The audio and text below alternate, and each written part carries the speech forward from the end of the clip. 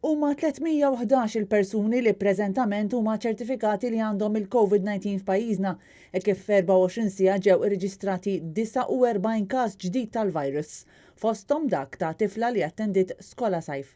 Iżda li mhux magħruf minn fejn ħadet il-virus. Wara ġimgħat ta' assenza min-naħa tas-Superintendent ta' Saħħa Pubblika l-Professur Charmaine Gauci il-ġimgħa rritornat sabiex tagħti aktar dettalji dwar is-sitwazzjoni tal-pandemija f'Malta, aġġornamenti li se jibdew jingħataw darba fil-ġimgħa. Il-Professur Gauci qalet li hemm 4 pazjenti rikoverati fit-taqsima tal-mart infettiv f'Mater Dei, fosthom persuna ta' 84 sena, 7 persuni rikoverati fl-Isptar Boffa u 4 oħra f'St. Thomas. Iżda ma ngħatax informazzjoni dwar is-sitwazzjoni tal-pandemija fil-Gżira ta' Għawdex. Fl-aħħar 24 siegħa fiequ 5 persuni għalkemm f'din it-22 ġimgħa tal-pandemija kellna rekord ta' każi ġodda.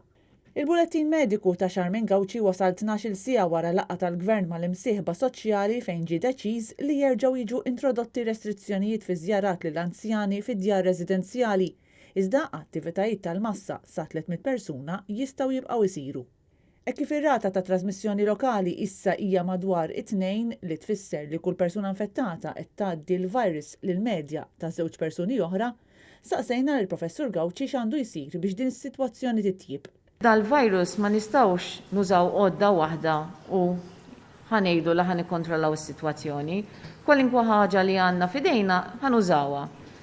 L-testjar, l-iżolazzjoni, il-contact tracing, il-kwarantina, l-inkomplu insaħħu dak il-mezzi ta' prevenzjoni, ta' distanza soċjali, tal-użu tal-maskri, anka li aħna għandna l-hand washing. Dwar il-vulnerabbli qalet li issa li jerġajna sibna ruħna f'din is-sitwazzjoni, dawk l-aktar f'periklu għandhom jevitaw li jmorru f'postijiet li jistgħu jpoġġuhom f'riskju.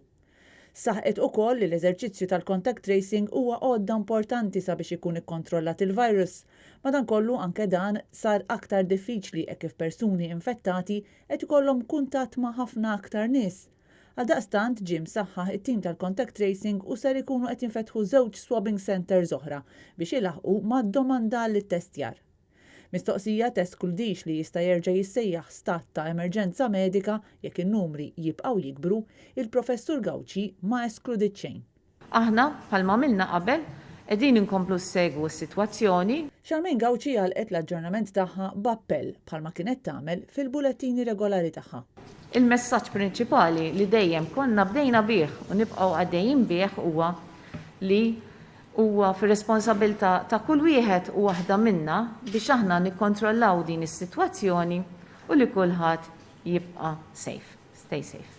Sa dan it-tant bħalissa f'pajjiżna għandna rekord ta' professjonisti mediċi li qed jinżammu fi kwarantina wara li fis-swali fejn jaħdmu kien hemm każi pożittivi ta' COVID-19.